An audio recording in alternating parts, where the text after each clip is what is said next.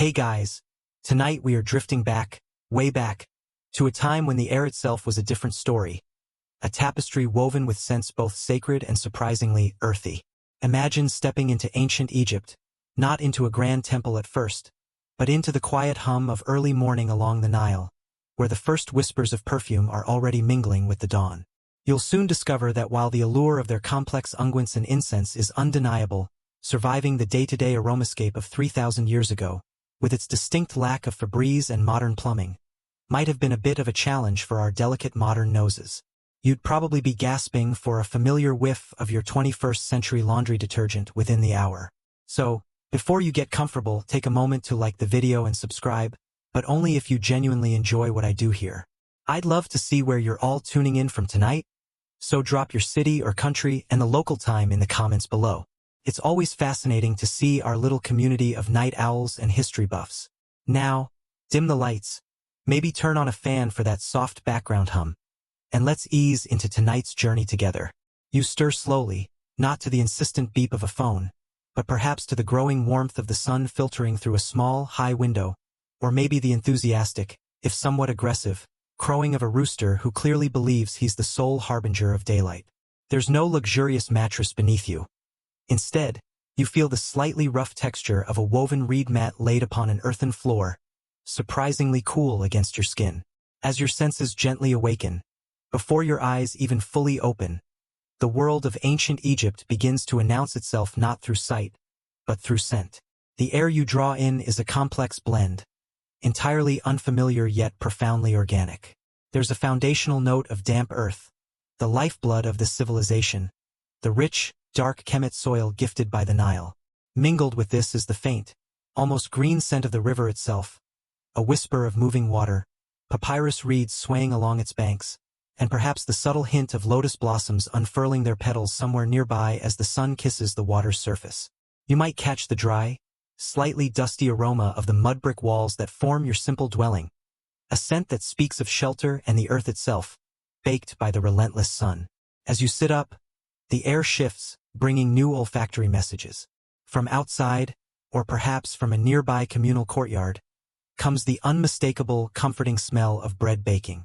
Not the uniform scent of a modern bakery, but something wilder, imbued with the character of the coarse emmer wheat and the heat of a clay oven, likely fueled by dried animal dung or reeds. This was a cornerstone of Egyptian life, and its aroma, a daily promise of sustenance. Alongside it, you might detect the fainter, sharper tang of wood smoke from small cooking fires, each one a tiny plume rising into the clear morning sky.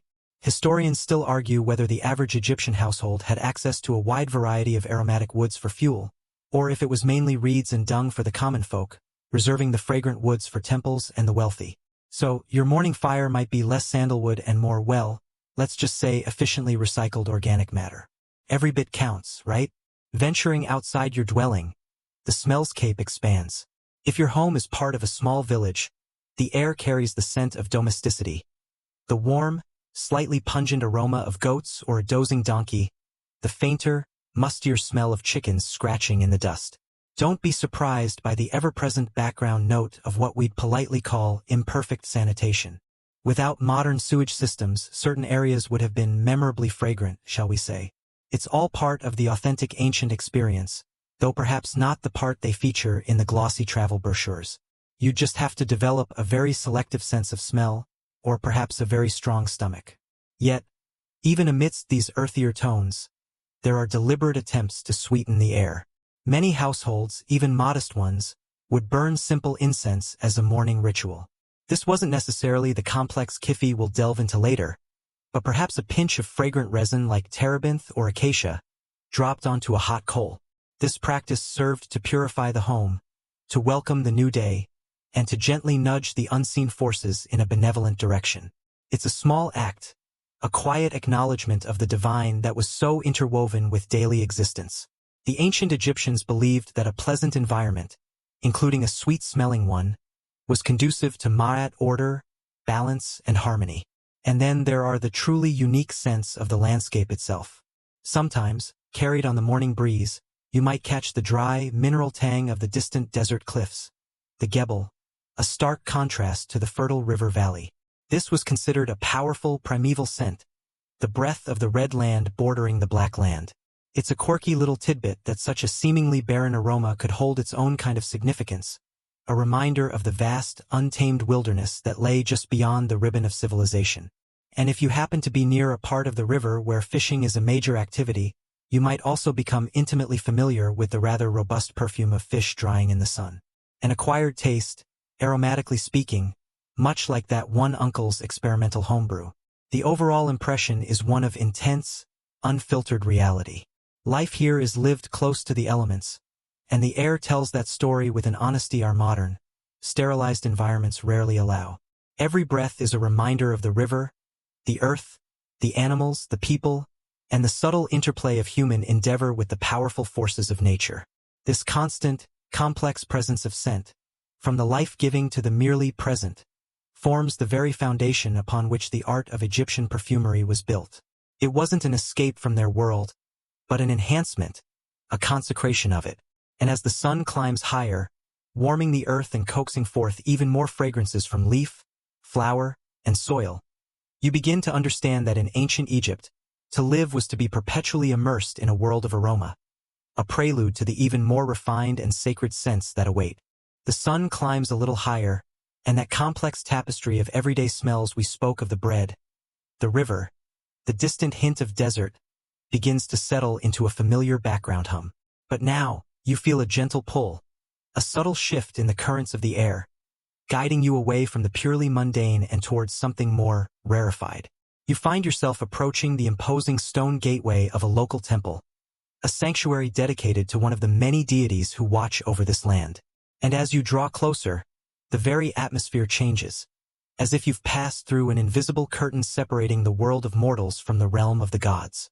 Here, the air is noticeably cooler, carrying the chill of stone that has stood for centuries, absorbing the sun's heat by day and releasing it slowly into the coolness of the night. The light is dimmer, filtering in through high clear-story windows or flickering from the wicks of oil lamps, casting long, dancing shadows.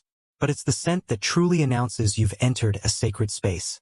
It's a profound and layered perfume, a far cry from the simple pinch of resin you might have witnessed in a humble home. This is the aroma of divinity, meticulously crafted and perpetually maintained. For in ancient Egypt, the gods themselves were believed to not only appreciate pleasant fragrances but to actually exude them. Their presence, their very essence, was thought to be accompanied by a divine scent, a kind of holy perfume that signaled their nearness. The gods were, in a very real sense, aromatic beings. You learn that the fragrant smoke coiling upwards from ornate incense burners is more than just an air freshener for the divine abode. It's called senature, a word that literally means to make divine, or to cause to be divine. This incense isn't merely a pleasant offering. It's considered actual sustenance for the gods, their preferred meal, a fragrant feast that nourishes their immortal spirits. Imagine that, while you're figuring out what to do with last night's leftover lentils, the gods are dining on clouds of frankincense and myrrh. It's a bit like a celestial celebrity rider, isn't it? Ra demands only blue lotus smoke and a light dusting of powdered cinnamon. Darling, nothing less. As you venture deeper, perhaps witnessing the early morning temple rituals from a respectful distance, you see priests, clad in spotless white linen, moving with a quiet, focused reverence. They are performing the opening of the mouth ceremony for the cult statue of the god, which resides in the darkest, holiest part of the temple, the naos. This statue isn't just a symbol. It's believed to be an embodiment, a vessel for the god's ka, or life force. The priests carefully cleanse the statue, not with water alone, but with natron-infused solutions and then anoint it with precious perfumed oils. They might use madjet oil, a rich, complex unguent, or another of the 7 sacred oils, each with its specific purpose and fragrance, carefully daubed onto the god's image. The statue is then dressed in fresh linen and adorned with jewelry, each act accompanied by chanted incantations and, of course, more incense. It's a meticulous, multi-sensory process designed to awaken the god and invite its presence into the world for the day. If you forgot this morning offering, it wasn't just bad luck. It was like your divine landlord showing up to find you hadn't put the bins out or made their celestial coffee. There would surely be rumblings of discontent from on high. The primary ingredients for this divine olfactory feast were often frankincense and myrrh, precious resins imported at great expense from distant lands like Punt or the Arabian Peninsula. These formed the backbone of temple perfumery, their rich, balsamic, and slightly citrusy notes considered particularly pleasing to the divine palate. Their smoke was seen as a direct conduit, carrying prayers and petitions upwards to the heavens. But it wasn't just these two. Certain deities were thought to have their own signature scents.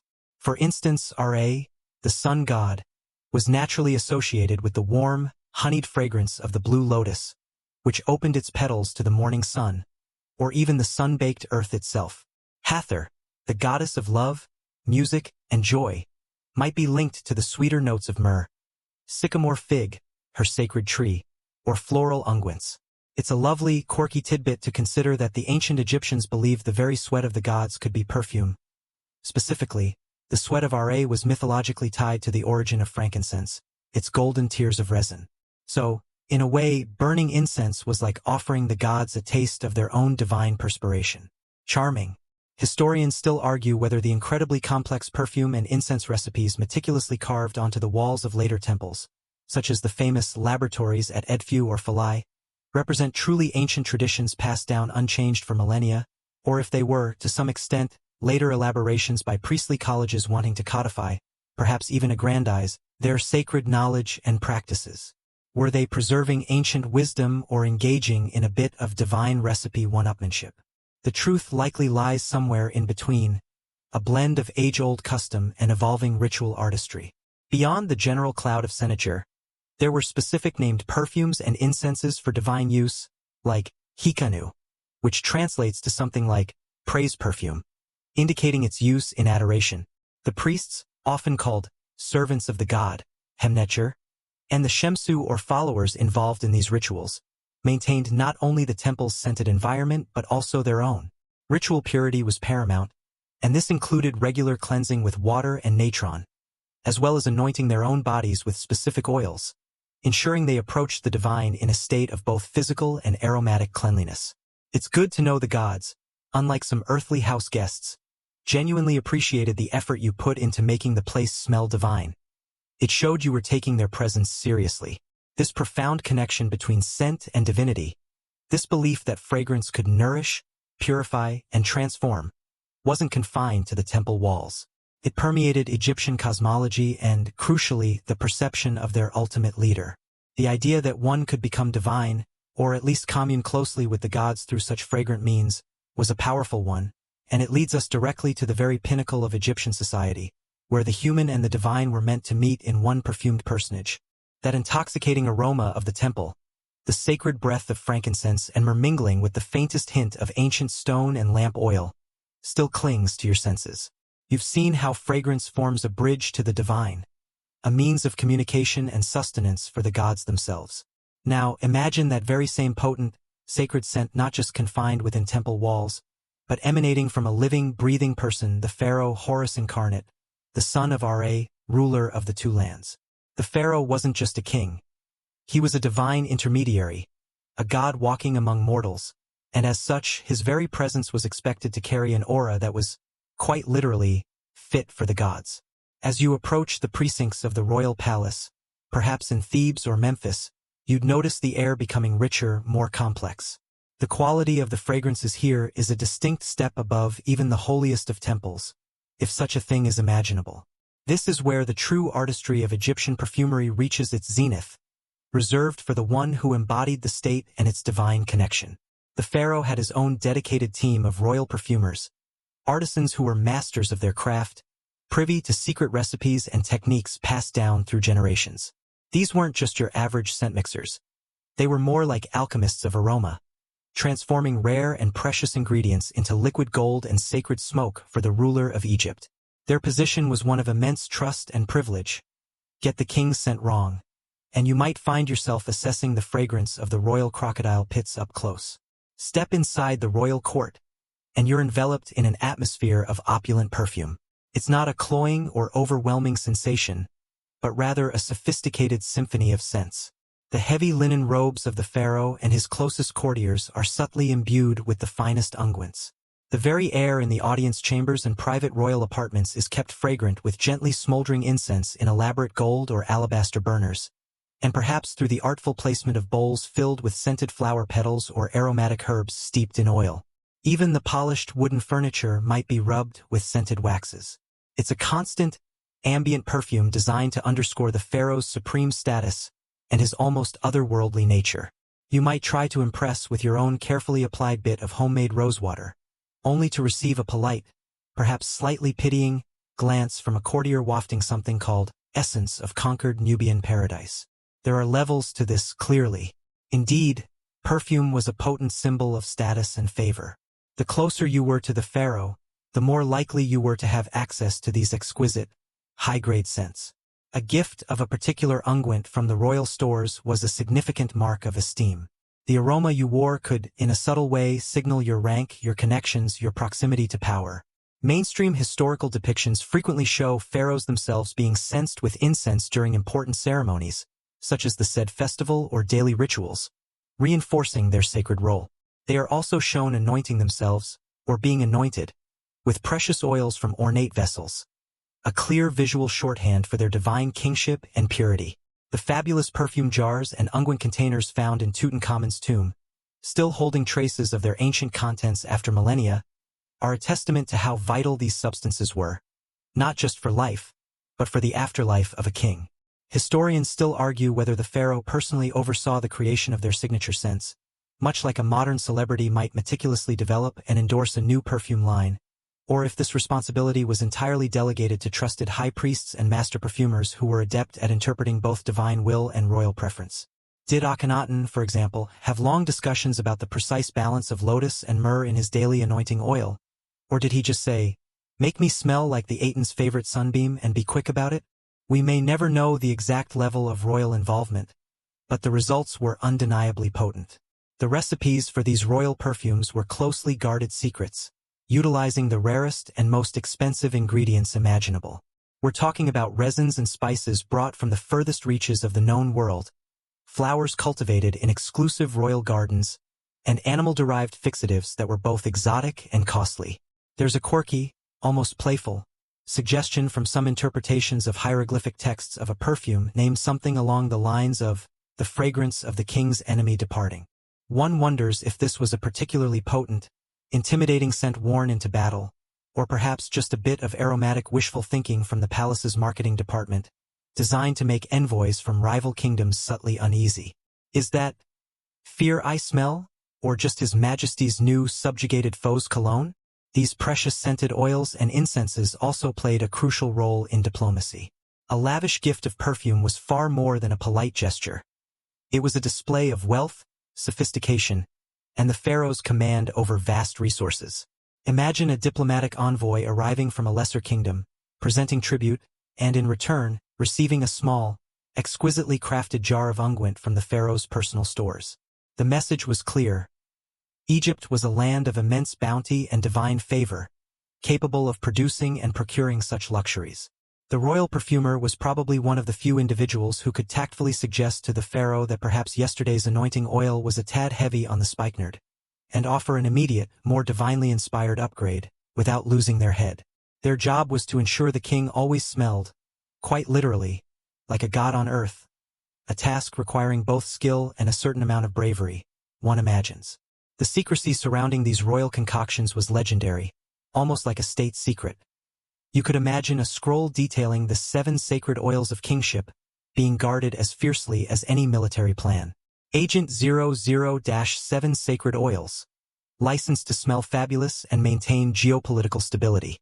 This incredible demand for the rarest, most exotic, and most potent aromatic ingredients, not just for the temples, but for the pharaoh and his entire court, naturally begs the question.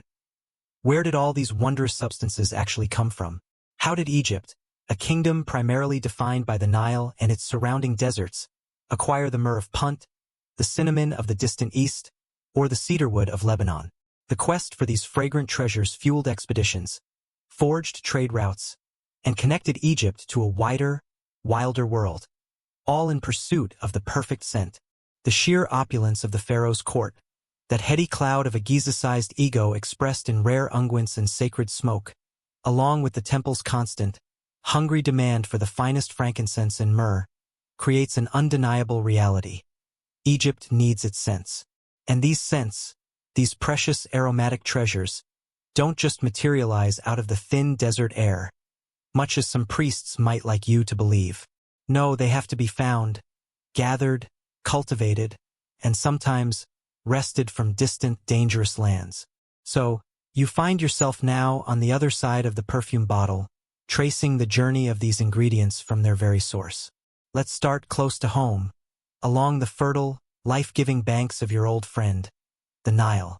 Here, under the warm Egyptian sun, a whole pharmacopoeia of fragrant botanicals flourishes.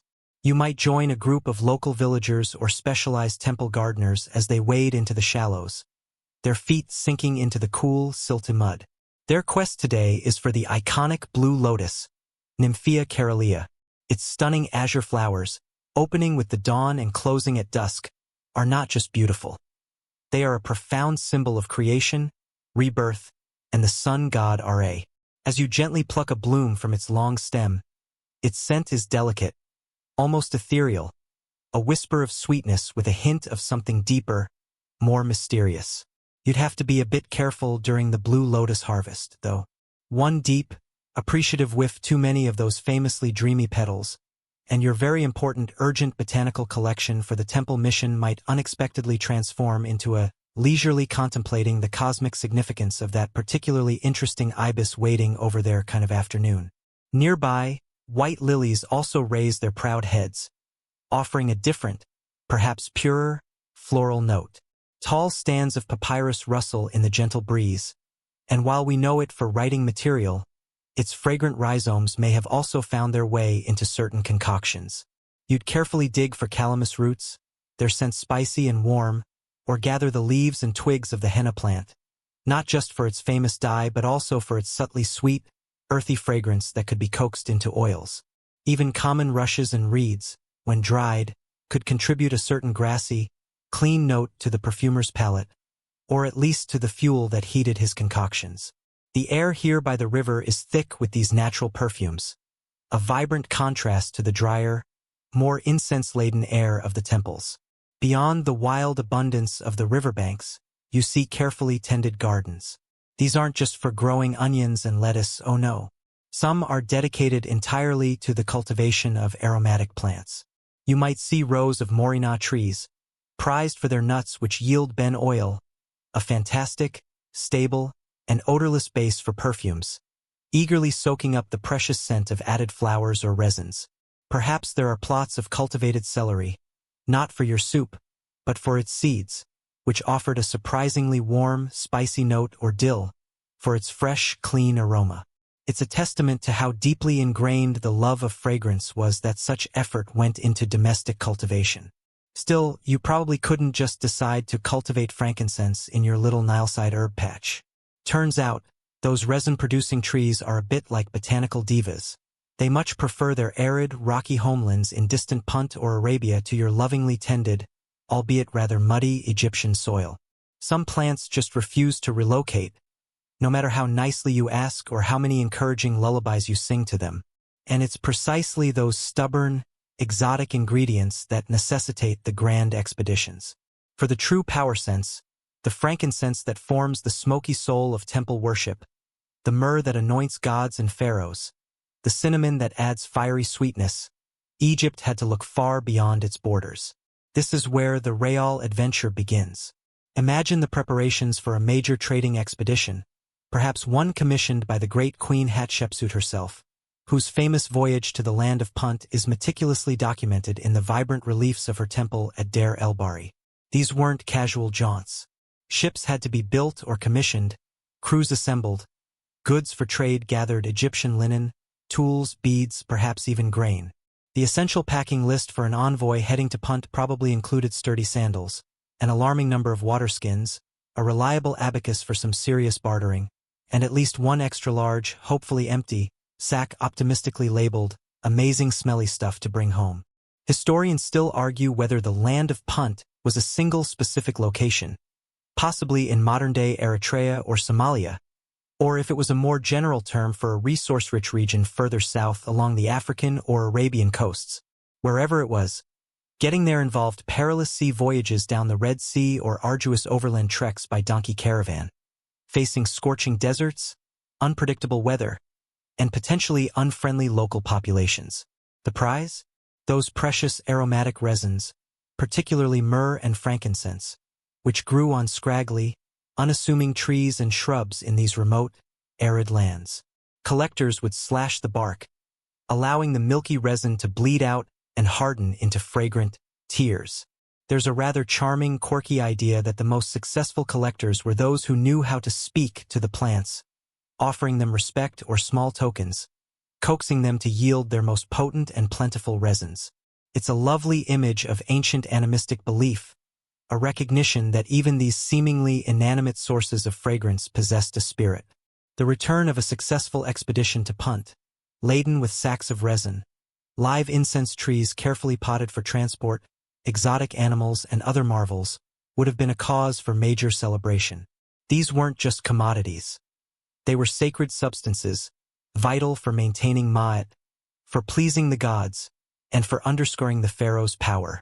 The journey was fraught with hardship, but the rewards the ability to transform a simple space into a divine sanctuary, to anoint a ruler with the scent of godhood, to perhaps even embalm the dead with the fragrance of eternity, were immeasurable. And so, these precious cargoes, both the familiar scents coaxed from the Nile's embrace and the exotic treasures won from distant shores, finally make their way back.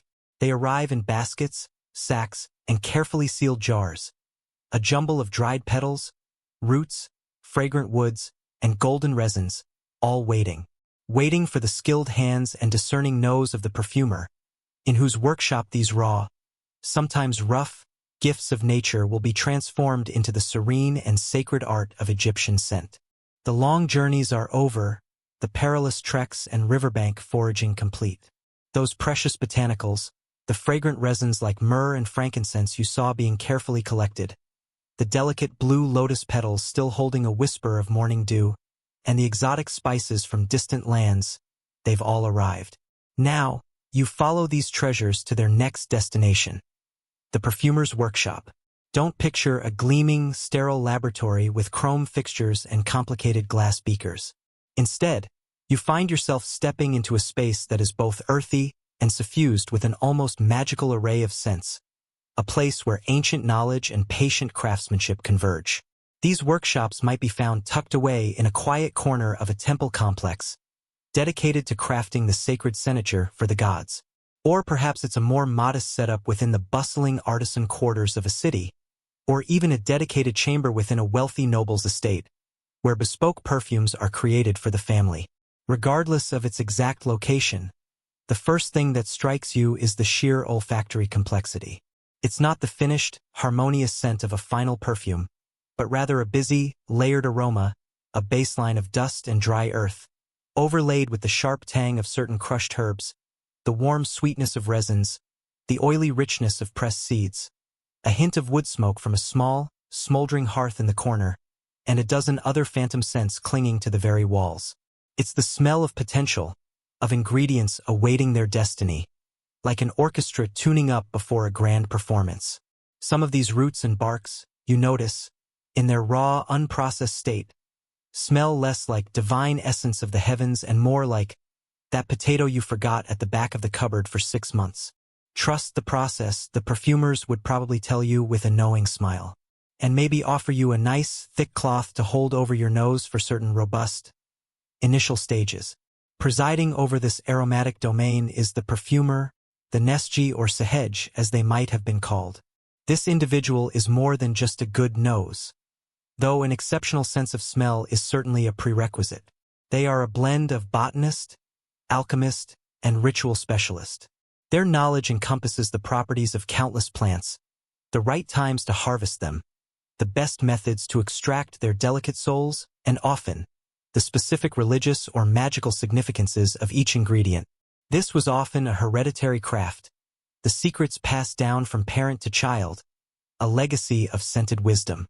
You might observe them wearing a surprisingly practical, perhaps treated linen or leather apron, and a specific head covering not just for show, but as a quirky yet sensible precaution to prevent their own perspiration or stray hairs from contaminating the delicate and valuable concoctions. The last thing you want is your sacred temple incense having an unexpected top note of sweaty perfumer. Look around you at the tools of this ancient trade, all elegantly simple yet perfectly suited to their tasks. You'll see an array of mortars and pestles, crafted from hard stone like granite or basalt, or sometimes sturdy ceramic. They range in size from small ones, perfect for grinding a few precious saffron stamens, to massive ones that look like they could be used for making an exceptionally angry batch of guacamole for a very large, very hungry hippo god. Nearby, there are sieves made from woven reeds or horsehair, designed to sift the ground ingredients into fine, consistent powders. You'll spot heavy wooden or stone presses, perhaps a simple bag press, where ingredients are squeezed in a cloth sack twisted by sticks, or a more robust wedge press, used to patiently coax oil from stubborn seeds like castor or morina. Knives of sharpened bronze or flint, alongside specialized choppers, lie ready for dicing aromatic woods, roots like calamus or iris, and tough resins. An assortment of clay pots, wide-mouthed bowls, and tall, slender jars of every conceivable size are scattered around, some for storing raw materials, others for the slow process of maceration, and yet more for blending and holding the finished products. A low hearth or a portable brazier glows quietly in one corner, providing the gentle, controllable heat needed for certain infusions. Stacks of clean linen cloths are on hand, essential for straining liquids and filtering out spent plant matter. You might also see simple balance scales with small stone weights for measuring out ingredients with a degree of precision, alongside various spoons and ladles carved from wood or bone. The initial processing of the ingredients is a laborious, hands-on affair. First, everything must be meticulously cleaned and sorted. Twigs and bits of bark are picked out from the precious tears of frankincense. Dried flowers are gently separated from their stems. Roots are scrubbed free of clinging earth. If fresh flowers or herbs have arrived, they might be laid out on mats to dry slightly in the warm air, concentrating their fragrance. Then begins the real work. You watch as a perfumer's apprentice patiently, rhythmically, grinds a batch of myrrh in a large stone mortar, the woody, balsamic scent slowly intensifying as the resin breaks down into a fine powder. Another worker might be carefully chopping cedarwood into small, manageable slivers, while another uses a heavy press to extract the rich, viscous oil from a pile of castor beans. This is where the Egyptian perfumers' mastery of techniques like maceration truly began. They understood that by steeping these fragrant plant materials, petals, woods, resins, or roots in warm oils or rendered animal fats, the fats would slowly, patiently absorb the aromatic compounds, becoming powerfully scented themselves. Historians still argue whether the most skilled perfumers, particularly those crafting the highly complex temple incenses like kifi, were exclusively male priests operating within the sacred confines of temple laboratories, or if highly skilled women also held significant roles, perhaps specializing in the creation of cosmetic perfumes, anointing oils for domestic use, or running their own independent workshops. Given women's known involvement in other skilled crafts like brewing and weaving, and their prominent use of cosmetics, it seems likely they were deeply involved in the scented arts beyond just being consumers. The atmosphere in the workshop is one of focused concentration. This isn't a place of hurried, slapdash mixing. Every action is deliberate, honed by generations of experience. The perfumer, overseeing the operations, moves with a quiet confidence, occasionally leaning in to sniff a simmering pot, or running a pinch of freshly ground spice between their fingers, their expression one of deep contemplation. You might try to ask a question, but they are so engrossed in carefully sifting a mound of powdered galbanum, you could probably set off a small celebratory smoke bomb, unscented of course, right next to them, and they'd merely glance up, sniff the air with a flicker of professional disapproval at the unexpected sulfur note, and then return unperturbed to their meticulous task. All this careful preparation, the grinding, the chopping, the pressing, leads to the accumulation of refined powders, fragrant shavings, and freshly expressed oils. These are the building blocks. But to truly unlock their aromatic soul and create a lasting perfume, they need a medium, a carrier that will embrace their essence and allow it to unfold beautifully on the skin or in the sacred smoke. and that predominantly means oils and fats, the very heart of ancient Egyptian unguents. The perfumer's workshop, with its intriguing array of powders, chopped woods, and dried petals you saw being so meticulously prepared, is now poised for the next crucial stage of transformation. These carefully processed raw materials, potent as they are, need a medium to truly sing, a carrier that will coax out their aromatic souls and allow them to be applied, enjoyed, and preserved. This is where the art of infusion begins, relying heavily on the unsung heroes of ancient perfumery, the base oils and fats. Not all oils are created equal in the eyes, or rather the nose of an Egyptian perfumer. The ideal base is one that is stable, meaning it won't go rancid quickly, and preferably, has little to no scent of its own, so it doesn't muddy the delicate fragrances it's meant to absorb. You'll see large clay jars filled with various oils, each with its own character. A common choice is Bolano's oil, extracted from the fruit of the desert date tree, also known as the Egyptian plum. It's a reliable workhorse, quite stable and a good solvent for many aromatic compounds. Even more prized, though harder to come by in large quantities, is morina oil, often called ben oil. This pale, almost odorless oil, pressed from the seeds of the morina tree, is exceptionally stable and an absolutely superb carrier for the most delicate floral scents. It's the Rolls-Royce of ancient Egyptian base oils. You might also find castor oil, much thicker and more viscous, perhaps used for creating heavier unguents or for specific therapeutic preparations where its unique texture was beneficial. Almond oil, sesame oil, and even olive oil, though perhaps more commonly associated with cooking or anointing in other Mediterranean cultures, would also have been available and could be used, especially if the perfumer was aiming for a particular effect or if other oils were scarce. And then, there's the slightly less glamorous but equally important category of animal fats. Purified ox tallow or rendered goose fat might not sound like the height of luxury, but these solid fats were indispensable, particularly for creating the solid perfumes or unguents that were so popular, and for a wonderfully clever technique called enfleurage. Yes, that divine floral perfume you might encounter at a high society banquet could very well owe its rich texture and staying power to, well, let's just say a particularly well-nourished bovine named Kevin from the temple herds. Best not to dwell on it. Just appreciate the final, fragrant result. With these base oils and fats at the ready, the true magic of infusion begins. You've already seen the principle of maceration being prepared, steeping fragrant materials in oil to absorb their scent. Now you see it in full swing. For tougher ingredients like chopped woods, hardy roots, or resins like frankincense and myrrh, hot maceration is often employed. You observe a perfumer gently heating a large earthenware pot filled with Bolano's oil and a generous portion of crushed myrrh over a low, carefully controlled charcoal brazier. The heat encourages the resin to release its aromatic compounds into the oil. The perfumer stirs it occasionally with a wooden paddle, the air filling with the warm, balsamic, slightly bitter scent of the myrrh intensifying as it melds with the oil. This process requires constant vigilance. Too much heat, and the oil could scorch, or the delicate fragrance notes could be destroyed. Sometimes, instead of direct heat, large, shallow dishes of oil and botanicals would simply be left out in the strong Egyptian sun, a gentler, slower form of hot maceration.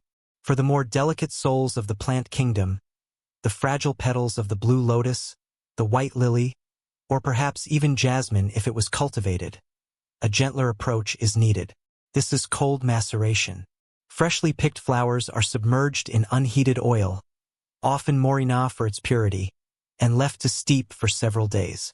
The perfumer will then strain out the now-spent petals and add a fresh batch to the same oil, repeating this process many times until the oil is richly saturated with the floral essence.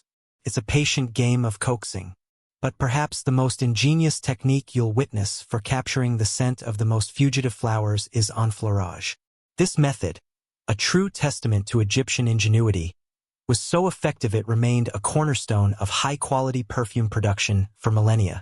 A perfumer takes a shallow wooden frame or a flat ceramic dish and spreads it with a thin, even layer of highly purified, odorless animal fat, that ox tallow or goose fat we mentioned earlier. Then, fresh, delicate flower petals, like those of the blue lotus, are carefully laid, one by one, onto the surface of the fat.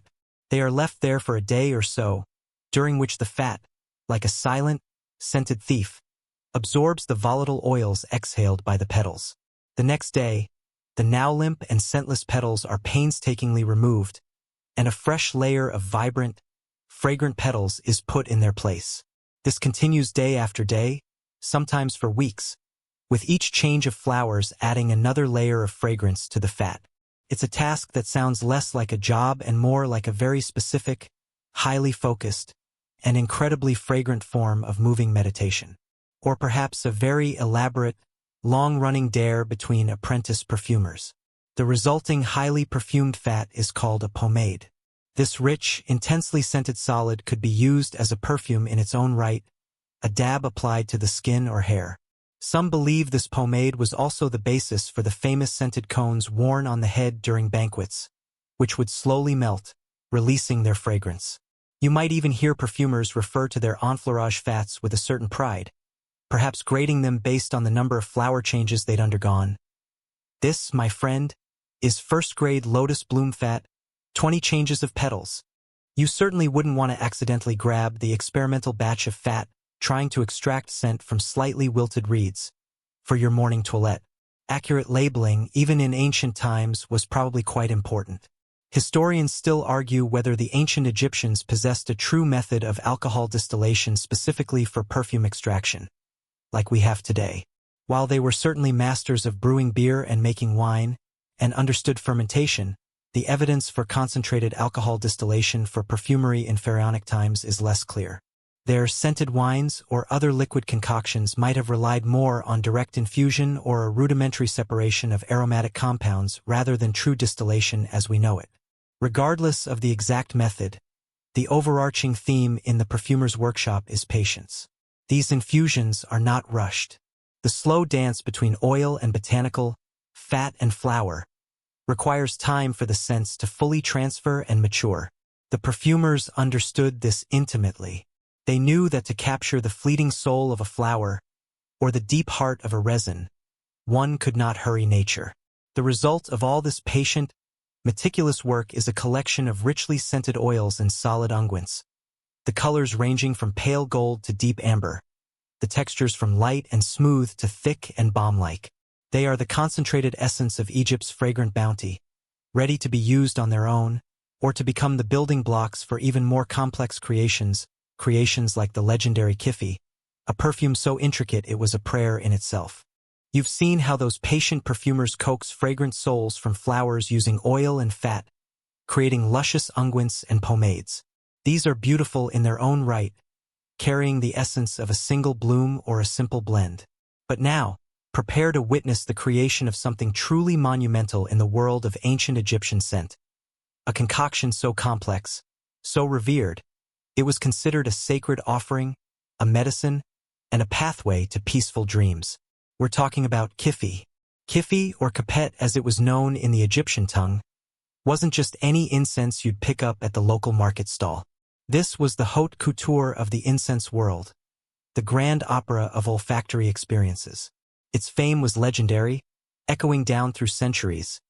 Even classical writers like Plutarch and Dioscorides couldn't help but wax lyrical about its mysterious properties and complex aroma. To encounter Kifi was to encounter a piece of ancient magic, a scent designed to soothe troubled spirits, purify sacred spaces, and welcome the benevolent darkness of the night. Imagine being privy to its creation, likely within the hallowed, incense-scented laboratories of a major temple, like those whose recipes are still inscribed on the walls at Edfu or Philae.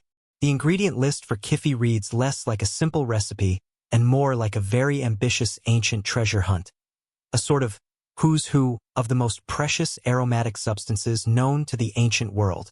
While recipes varied slightly from temple to temple or over time, a core symphony of components often included the noble resins of frankincense and myrrh, the slightly sharper note of mastic, and perhaps pine resin for its clean, foresty breath. Then came the spices, the warm embrace of cinnamon and cassia, the exotic, earthy depth of spikenard, the bright zest of calamus and sweet rush, which might have been a type of lemongrass, and the nutty, grounding scent of cyperus grass tubers.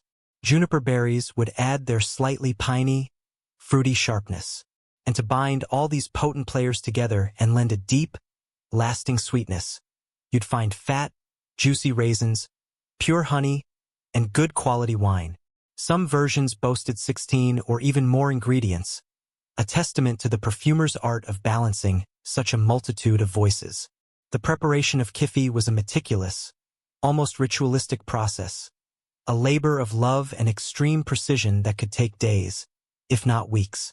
This wasn't a case of just chucking everything into a pot and hoping for the best.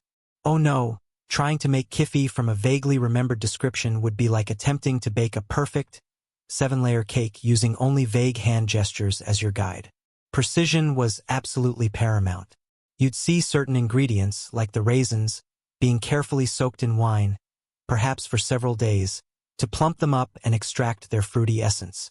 Each of the dry ingredients, the resins, the woods, the herbs, the spices, would be painstakingly ground and pounded, often separately, in those heavy stone mortars you saw earlier, until they reached precisely the right consistency, some to a fine powder, others perhaps a little coarser. The order of mixing was also crucial. The chief perfumer, likely a high-ranking priest with specialized knowledge, would oversee the process with intense focus. It's a fascinating and quirky tidbit that many believe the sacred texts or specific incantations chanted over the mixture during its preparation were considered just as vital to Kifi's efficacy as the physical ingredients themselves. Each prayer, each holy word spoken, was thought to imbue the blend with divine power, transforming it from mere incense into a potent spiritual tool.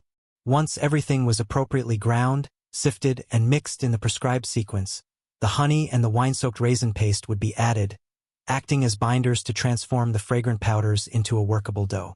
This dough was then carefully shaped, perhaps into small pellets, cones, or flat cakes, ready for use or, in some cases, for a period of aging.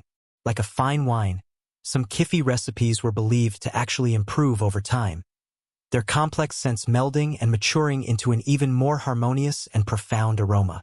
Historians still argue whether the notably calming, even soporific, effects attributed to Kifi by classical authors like Plutarch, who claimed it would lull to sleep and to invite to pleasing dreams, were due to specific, now unidentifiable psychoactive ingredients, the synergistic effect of its many known botanical components, or perhaps simply the powerfully suggestive and serene atmosphere of the evening temple rituals where it was most commonly burned.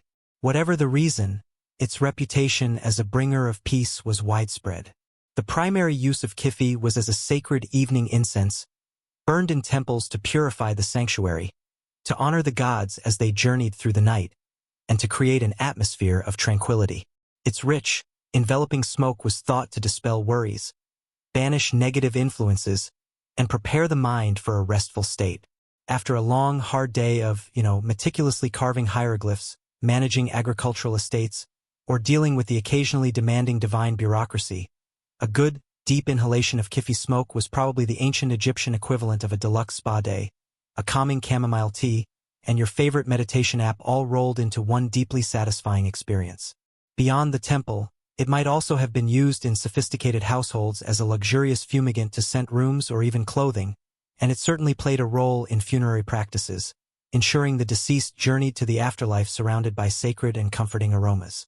Some recipes were even noted for their medicinal properties, used to treat lung conditions or as a component in antidotes.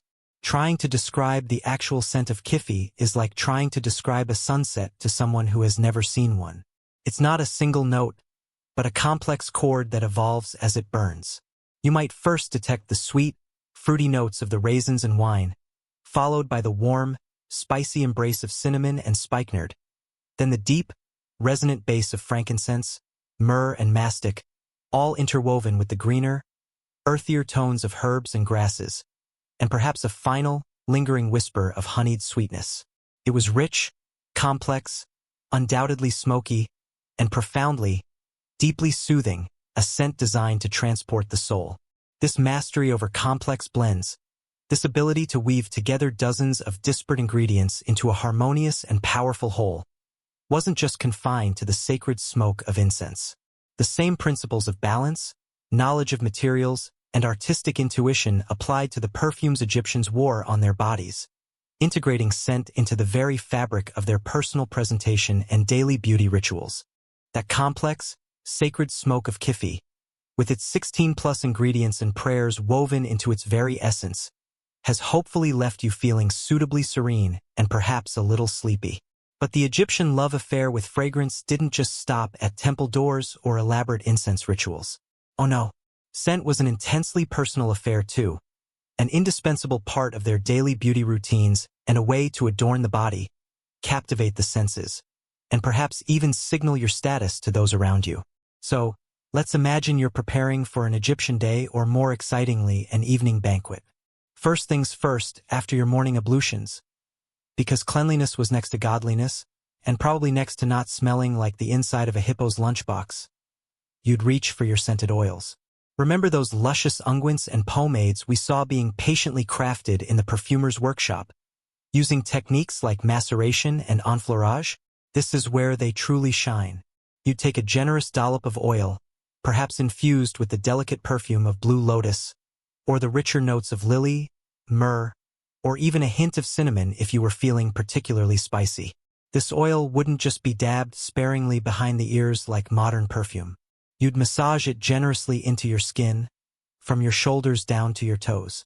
In Egypt's arid climate, this was a vital moisturizer, keeping your skin supple and protected from the dry air and relentless sun. But more than that, it left you shimmering with a subtle sheen and enveloped in a personal cloud of delightful fragrance.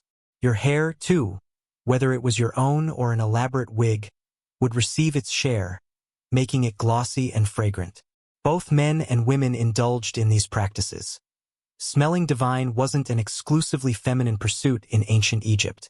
This was equal opportunity aromatizing.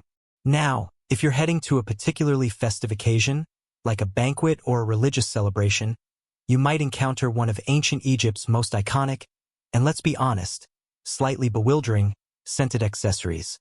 The perfumed cone. You've seen them in countless tomb paintings, those somewhat conical, whitish lumps perched jauntily atop the heads of partygoers. Historians still argue about the exact composition and mechanics of these perfumed cones.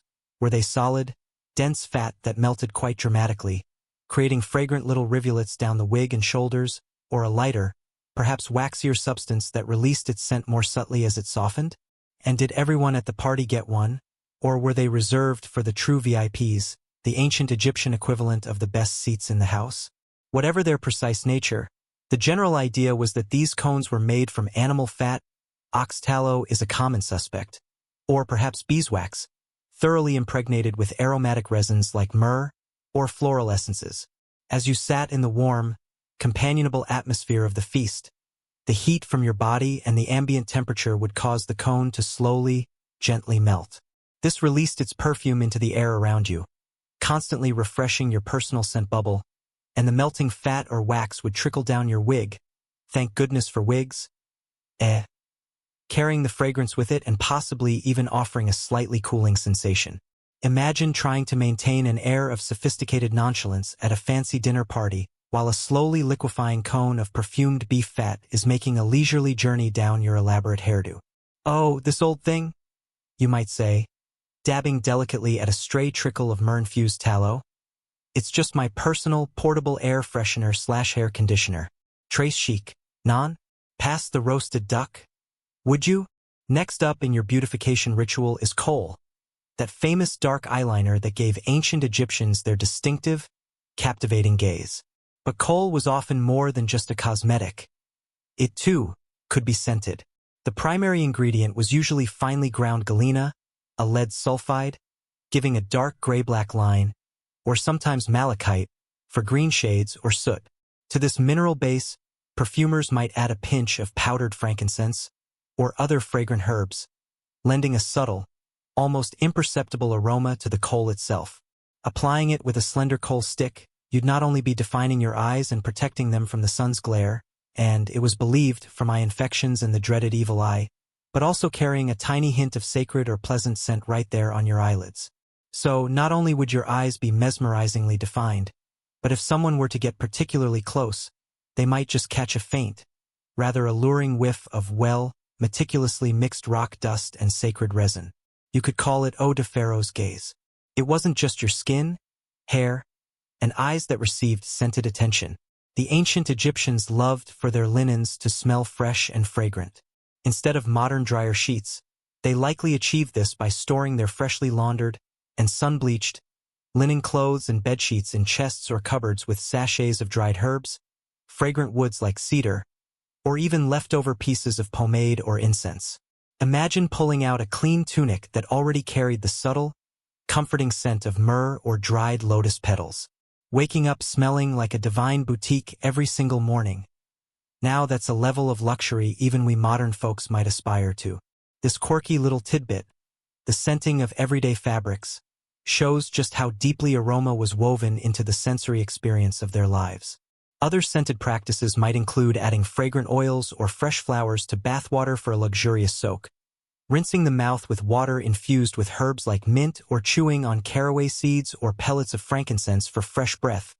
Essential after all those garlic and onion-heavy meals. Scented powders, perhaps made from ground chalk mixed with fragrant herbs, could be dusted onto the body to absorb moisture and leave a delicate scent. This holistic approach to beauty, where cleanliness, adornment, and fragrance all played a vital role, was central to the Egyptian ideal of a well-presented individual, ready to face the world, or indeed, the gods. These personal scent rituals, from the daily anointing with oils to the festive flourish of a melting perfume cone, demonstrate that fragrance was far more than just a luxury. It was an integral part of identity, social interaction, and self-care. And this appreciation for aroma wasn't confined to these elaborate personal grooming habits. It subtly permeated many other aspects of daily existence, far beyond the grand temple rituals or the perfumed parlors of the elite. So, you've adorned yourself with melting cones of perfumed oxfat at imaginary banquets and dabbed coal infused with the subtle scent of sacred resins around your eyes. It's clear the ancient Egyptians took personal fragrance very seriously, especially if you were hobnobbing with the elite. But the story of scent in ancient Egypt doesn't just linger in the perfumed boudoirs of nobles or the grand halls of power. It wafts through every street, every home, every workshop, creating a complex olfactory backdrop to the daily lives of everyone, from the hardworking farmer to the bustling market trader. Let's wander away from the opulent villas for a moment and peek into the more humble dwelling of a common family. Remember that simple pinch of resin burned as a morning offering we talked about earlier? That's just the start. The air here is thick with the honest smells of life and labor. The dominant aroma is often that of cooking, the yeasty, comforting scent of emmer wheat bread, a dietary staple across all social classes, baking in a clay oven. Alongside it, you might detect the slightly sour, fermenting fragrance of bouza, the ubiquitous Egyptian beer, also a daily essential, practically a food group in itself. Perhaps a simple stew of lentils, onions, and garlic bubbles away, adding its pungent, savory notes to the domestic symphony. If the family lives near the Nile or a canal, the smell of fresh or drying fish might be a constant companion. And depending on their trade, the specific aroma of their livelihood would cling to them and their home. The damp earth and livestock scent of a farmer, the dusty tang of clay for a potter, the fresh, slightly sweet smell of cut reeds for a basket weaver, or the more acrid notes of tanned leather for a sandal maker. Your ancient Egyptian air freshener in such a home might simply be a handful of slightly bruised mint or chamomile scattered on the earthen floor, a gust of wind through an open window, and a fervent prayer that the family goat doesn't decide to take up residence in the main living space again. It's all about that rustic, lived-in charm. Now, contrast this with the home of a wealthy official or a successful merchant. Here, the management of scent is a more deliberate and luxurious affair. While cooking smells are still present, they might be confined to separate kitchen areas. In the main living quarters, the air is perfumed more consistently with better quality incense burning throughout the day. You'd find perfumed oils gently warming in lamps, not just for light but for fragrance. Bowls of fresh lotus blossoms or other cut flowers might adorn tables, their delicate perfume mingling with the ambient scents. Perhaps the very structure of the villa, if it incorporates imported cedarwood beams, exudes a faint, pleasant resinous aroma. And if the villa boasts a private, walled garden, a common feature for the affluent, the sweet scent of blooming jasmine, Roses, if available, or fragrant herbs would drift in through open colonnades, a constant, gentle reminder of beauty and abundance. Step out into the bustling streets and marketplaces, and you're hit with an absolute explosion of smells. A true olfactory assault course. The ancient Egyptian marketplace, where you could procure your fresh tilapia, haggle for a new pair of papyrus sandals, and experience a full-spectrum aromatic tour of the entire agricultural and artisanal output of the region, all within about 10 paces. Talk about a one-stop sensory overload emporium. You'd navigate through clouds of fragrant spices piled high on vendors' mats, cumin, coriander, perhaps even imported cinnamon. The pungent aroma of dried fish would compete with the sweeter scent of dates and figs. The earthy smell of newly thrown pottery from a nearby stall would mingle with the sharp scent of vinegar from a dyer's workshop. Livestock, goats, sheep, donkeys would add their own robust contributions to the general miasma. It's a vibrant, chaotic, and incredibly smelly tapestry of commerce. Even in places of learning or administration, scent played a role. Imagine a scribe's school. The clean, slightly grassy smell of fresh papyrus scrolls, the earthy, metallic tang of the reed pens and ink palettes, the ink itself often made from soot, water, and gum arabic, which might have had its own subtle, slightly sweet or resinous scent depending on the exact recipe. At social gatherings and feasts, beyond those famous perfumed cones, flowers were everywhere. Guests were often adorned with garlands of lotus blossoms or other fragrant blooms, their scent adding to the festive air. Servants might circulate with basins of scented water for guests to wash their hands between the numerous courses of roasted meats, spiced vegetables, and honeyed cakes, each dish contributing its own delicious aroma to the celebration.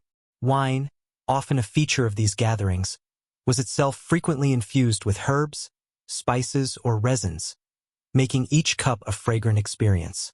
It's a quirky and rather endearing tidbit that some scholars suggest smelling another person, particularly on the cheek or head, was a common form of greeting or expressing affection within families or close relationships, somewhat akin to a modern hug or a polite peck on the cheek. Instead of a handshake and a "how do you do?" it might have been a gentle sniff and a silent acknowledgement of the other's familiar, personal scent, their vibe, if you will. Probably made those awkward first dates a whole lot more direct and efficient, come to think of it. Let me just get a quick read on your fundamental essence here. Interesting notes of papyrus dust and existential angst with a surprising hint of lily. Intriguing. Historians still argue whether the extensive and elaborate use of perfumes and incense by the Egyptian elite was primarily driven by aesthetic pleasure, a desire for conspicuous consumption to display status, or if it also carried a deeper, more continuous ritualistic significance aimed at maintaining ma'at, divine order and balance, and actively warding off unseen negative forces, even in what we might consider secular contexts. Perhaps it was all of these things intertwined, a fragrant expression of living well and living right. For the wealthy, part of the luxury was not just the addition of pleasant smells, but also the successful mitigation or absence of unpleasant ones, something achieved through better sanitation, larger living spaces, and locating their homes away from the more industrially fragrant areas of a town. The very seasons would bring their own dominant smells to the land of Egypt. The damp, fertile aroma of the Nile's inundation bringing new life, the scent of ripening grain at harvest time, or the dry, dusty air of the hot season carrying the faint perfume of distant desert blooms. This ever-present, ever-changing world of scent, from the sacred to the mundane, from the delightful to the merely noticeable, naturally led the ancient Egyptians to explore its power not just for pleasure or social grace, but also for healing the body and influencing the unseen forces that shaped their world. The way scent permeated every nook and cranny of daily life in ancient Egypt, from the yeasty breath of baking bread in a worker's hut to the sophisticated floral garlands at a noble's feast, has hopefully painted a vibrant olfactory picture for you. But the Egyptians' intimate relationship with aroma went even deeper than personal pleasure or social signaling. They understood, or at least fervently believed, that scents possessed tangible power, the power to heal the body, to soothe the mind, and to interact with the often unseen, mystical forces that govern their world. In ancient Egypt, you see, the lines between medicine, magic, which they called Heka, and religious practice were wonderfully, almost seamlessly, blurred, and scent was a potent thread weaving through them all. Imagine you're feeling a bit under the weather in ancient Thebes. Perhaps a persistent cough, a nagging headache, or just a general sense of malaise. Your visit to a SW&W, doctor, or a priest skilled in healing, like those dedicated to the lioness goddess Sekhmet, might involve a surprisingly aromatic prescription. For respiratory troubles, you might be instructed to inhale the smoke of specific burning herbs or resins. Frankincense, with its clean, purifying smoke, was a common choice, as was myrrh for its perceived cleansing properties, or juniper berries, believed to clear the air and the lungs. It's like an ancient nebulizer treatment, but with a much more divine fragrance and probably a side of chanting. So your ancient Egyptian doctor might prescribe you a lovely myrrh-infused chest rub and an incantation to scare away the cough demon. It's a bit like VapoRub meets Ghostbusters, but with significantly more elaborate hieroglyphs involved in the instruction manual. Many of those lovely scented oils and unguents we talked about, the ones made so patiently through maceration or enfleurage, also doubled as medicinal bases. Honey, a known antibacterial even then, was often mixed with aromatic oils and applied to wounds to promote healing and prevent infection. Poultices made with ground herbs and scented fats could be applied to rashes, burns, or sore limbs, the fragrance itself considered an integral part of the cure. The famous Eber's Papyrus, one of our most comprehensive ancient Egyptian medical texts, is chock full of remedies that include aromatic substances. You'll find prescriptions calling for myrrh, frankincense, juniper, mint, calamus, and various other fragrant botanicals, prescribed for everything from indigestion and headaches to aching joints and even crocodile bites. Though one imagines for a crocodile bite, you'd also want a very fast chariot and a head start. Fumigation with incense was also a common practice to cleanse a sick room or the clothing of an ill person, not just to make it smell better, but with the genuine belief that the aromatic smoke could drive away the malevolent spirits or influences causing the illness. This belief in scent as a protective force extended deeply into the realm of Heka. Certain aromas were thought to be powerful shields against ghosts, demons, and the ever-present threat of the evil eye. You might wear a small amulet that had been perfumed with a specific protective incense, or anoint your doorways and windows with a particular oil to create a fragrant barrier against unwanted supernatural visitors. Forget guard dogs or complex alarm systems. The ancient Egyptians were all about that spiritual security system. Warning: premises continuously protected by an extremely pungent and divinely sanctioned cloud of sacred incense. All malevolent spirits and negative vibes will be towed at their own metaphysical risk. Just as certain scents could appease or attract specific deities in temple rituals, they could also be used in personal magic to invoke a god's aid or protection. If you needed courage, perhaps an offering of a scent favored by a warrior deity. If you sought wisdom, a fragrance associated with Thoth, the god of knowledge. The perfumed smoke would act as a messenger, carrying your petition to the divine realm. And it wasn't just about warding off the bad. It's a quirky little tidbit that some texts suggest the strategic use of unpleasant smells could also be a form of defensive magic. If a particularly nasty demon was bothering you, creating a truly foul odor, think burning something particularly offensive, might just be the trick to send it packing. Sometimes, fighting bad vibes apparently meant getting really, really funky with your olfactory arsenal. Oh, you think your persistent negative energy can handle my specially concocted aura of weak old Nile swamp gas and delicately singed goat hair? Think again, fiend. Historians still argue whether the perceived efficacy of these ancient Egyptian aromatic remedies and magical applications was primarily due to actual pharmacological properties inherent in the ingredients, many of which do have scientifically recognized antiseptic, anti-inflammatory, or psychoactive qualities, or if it was largely a powerful placebo effect, driven by deep-seated cultural belief, elaborate ritual, and the impressive sensory experience, or, most likely, a complex combination of all these factors. When a priest with imposing regalia chanted in a deeply resonant voice while wafting sacred, intoxicating smoke around you, it's fair to say it probably had some kind of impact on your psyche, if not directly on your physical ailment.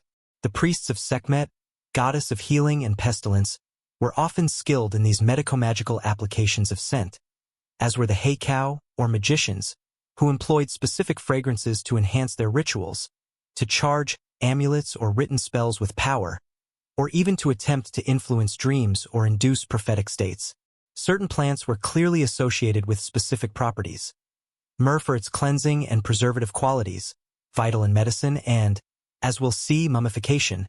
Frankincense for purification and elevating spiritual awareness, juniper for potent cleansing and protection, the blue lotus for its calming effects and connection to creation myths, and common herbs like mint or rue for warding off more mundane pests. Both the six-legged and the occasionally two-legged kind. This deep reliance on aromatic substances, many of which, like true frankincense and myrrh, were not native to Egypt, highlights just how crucial the trade routes were. The quest for these powerful, magical, and medicinal scents fueled expeditions and built commercial networks, bringing exotic and precious commodities from the far reaches of the known world into the heart of the Nile Valley. You've seen how deeply the fragrant thread was woven into the fabric of Egyptian life, from the sacred smoke that fed the gods and the luxurious oils that adorned the pharaoh, to the simple household incense warding off bad vibes and the aromatic remedies soothing a common cough. But for many of these vital, potent scents, particularly the exotic resins and spices that formed the heart of their most valued perfumes and incenses, Egypt had to look far beyond its own fertile Nile Valley. This insatiable demand fueled incredible journeys, vast trade networks, and brought the wider, wilder world to Egypt's doorstep, all in pursuit of those precious aromatic treasures. Imagine, for a moment, the famed incense routes. These weren't well-paved highways with convenient rest stops, mind you. These were arduous, sun-scorched tracks snaking across the vast, unforgiving deserts of the Arabian Peninsula. For centuries, camel caravans, those iconic ships of the desert, laden with heavy sacks, would trek for months from the southern coasts of Arabia, modern-day Yemen and Oman, the legendary lands of Sheba, where the frankincense and myrrh trees grew. Picture the scene. A long line of swaying camels, their bells clinking softly in the immense silence of the desert, guided by hardy traders, their faces weathered by sun and wind.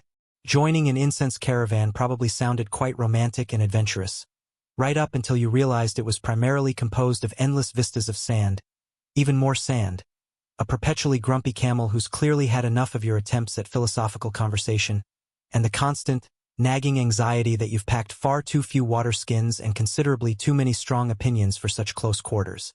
These caravans would navigate by landmarks known only to experienced guides, stopping at vital oases to replenish water and rest, all while guarding their precious cargo from bandits and the ever-present perils of the desert. The air around these caravans, even from a distance, would have carried a faint, tantalizing promise of the riches they bore: the warm, balsamic scent of myrrh, the brighter, citrusy notes of frankincense, mingling with the dust and the dry desert air. It wasn't just overland routes. The Red Sea was another crucial artery for this fragrant trade. Egyptian ships, like those famously dispatched by Queen Hatshepsut to the mysterious land of Punt, likely somewhere on the Horn of Africa, would brave the waters to trade directly for incense resins, sometimes even bringing back live incense trees to be planted in temple gardens. These sea voyages were no less perilous, facing unpredictable winds, treacherous reefs, and the threat of piracy. Further north, Mediterranean trade routes connected Egypt with the Levant.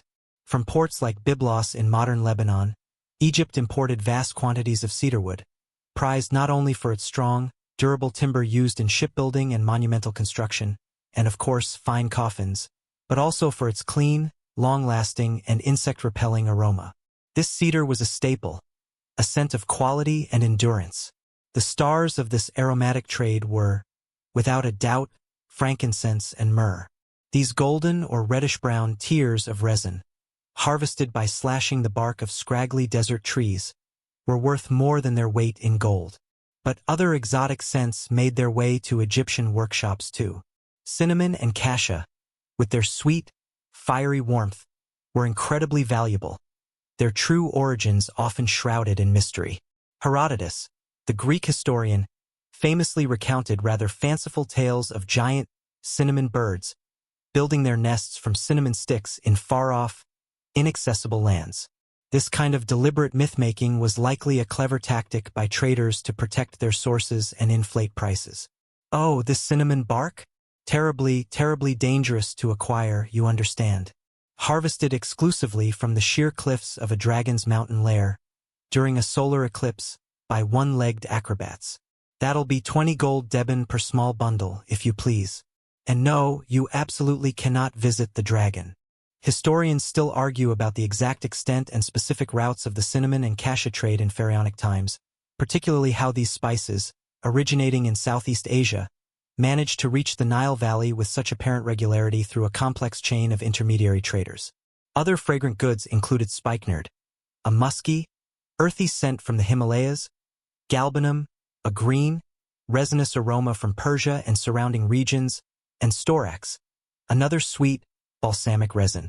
Nubia, to the south, provided ebony and ivory, but also perhaps certain aromatic woods or animal products used as fixatives. It was a vast network, with Egyptian merchants, royal envoys, and traders from Canaan, Arabia, Nubia, and the Aegean all playing their part, exchanging Egyptian grain, linen, papyrus, and gold for these fragrant foreign treasures. The arrival of a major spice caravan at a border town like Pelusium, or a ship laden with goods from Punt docking at a Red Sea port like Saw, must have been an event of great excitement and considerable economic importance. Imagine the cacophony of sounds, the bustle of officials and laborers, and above all, the incredible wave of smells as the precious cargo was unloaded, the concentrated aroma of resins, woods, and spices overwhelming the usual scents of the port. The customs officials at the Egyptian border probably developed the most discerning noses in the entire kingdom, tasked with inspecting these valuable imports.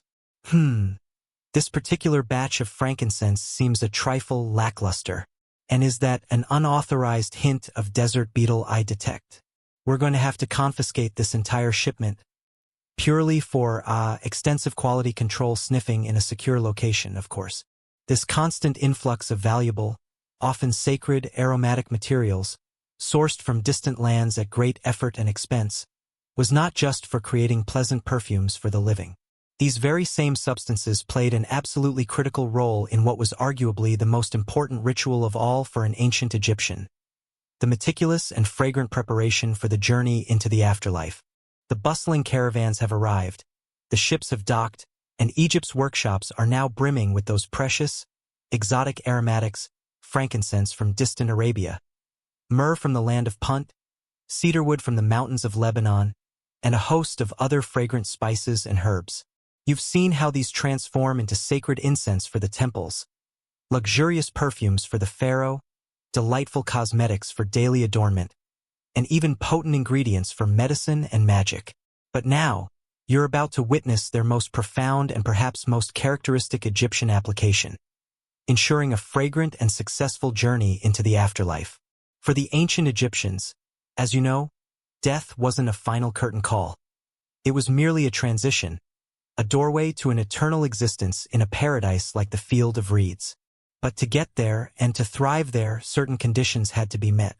Crucially, your physical body, your Khat, needed to be preserved. This was essential so your Ka, or life force, and your Ba, your soul or personality often depicted as a human-headed bird, could recognize it, reunite with it, and allow you to become an Ak, a transfigured, effective spirit. And a huge part of this preservation, and indeed this transformation, was an intricate dance of aromatic substances. Why such an emphasis on perfume in the face of mortality? Well, for several very important reasons.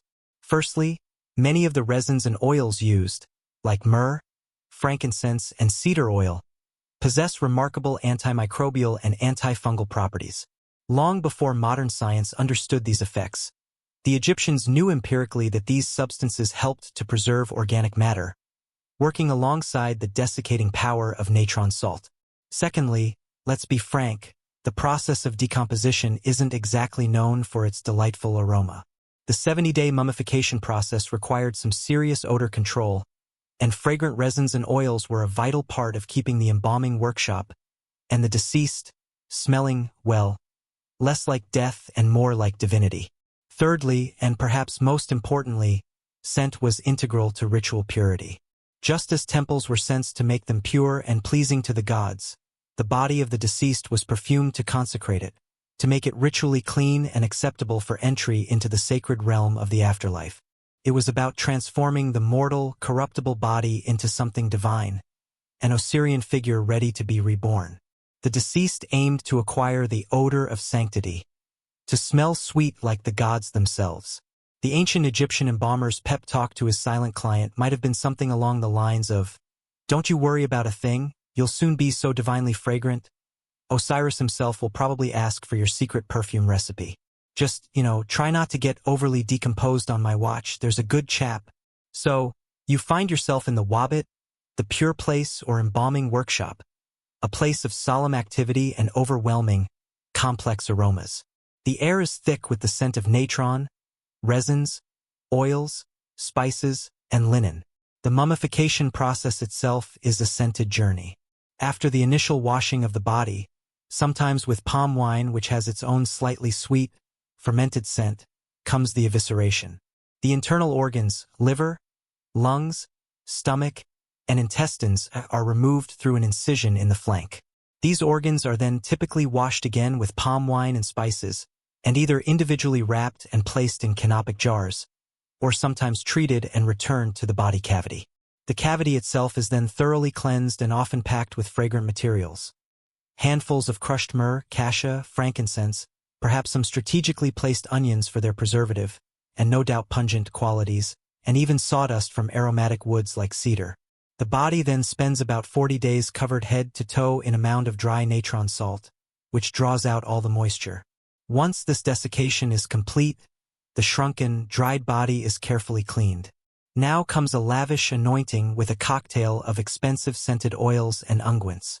Copious amounts of cedar oil, along with oils infused with myrrh, chamomile, or other precious resins, are rubbed into the parched skin. This isn't just to make it smell nice. It's also to help restore a semblance of suppleness and to further protect it. Some pharaohs and high nobles were treated with so much expensive resin and oil, they were less mummy and more extremely valuable human-shaped, eternal potpourri. A very, very, very long-lasting air freshener for the ages. The now fragrant body cavities are then carefully stuffed with linen, soaked in more scented resins, sawdust, or other dry aromatic plant matter to restore a more lifelike shape. It's believed that the 7 sacred oils, the same ones used to anoint statues of the gods in temple rituals, were also used, at least symbolically, during the funerary rites, perhaps during the opening of the mouth ceremony, to reawaken the deceased senses for the afterlife, ensuring they could see, speak, hear, and of course, smell the delights of paradise. Finally, the meticulous wrapping begins, hundreds of yards of linen bandages cocooning the body. Between the layers, various amulets are placed for protection, and these too might have been charged with scent or have aromatic symbolism. Sometimes, more molten resin, warm and fragrant, is poured over the wrapped mummy, creating a hard, protective, and perfumed shell. Historians still argue about the precise recipes and regional variations in these sacred anointing unguents and embalming mixtures, as ancient textual sources can be tantalizingly vague, and the chemical analysis of archaeological residues from mummies and tomb equipment often reveals complex, sometimes surprising, combinations of ingredients. And the aromatic care didn't stop there. Within the tomb itself, accompanying the deceased on their eternal journey, would be an array of provisions for the afterlife. Crucially, this included numerous jars and elaborate containers filled with those same precious perfumed oils, solid unguents, and kohl that were used in life, ensuring the deceased could continue their beauty rituals and remain pleasantly scented in the field of reeds. Imagine meticulously packing for your eternal trip. Right?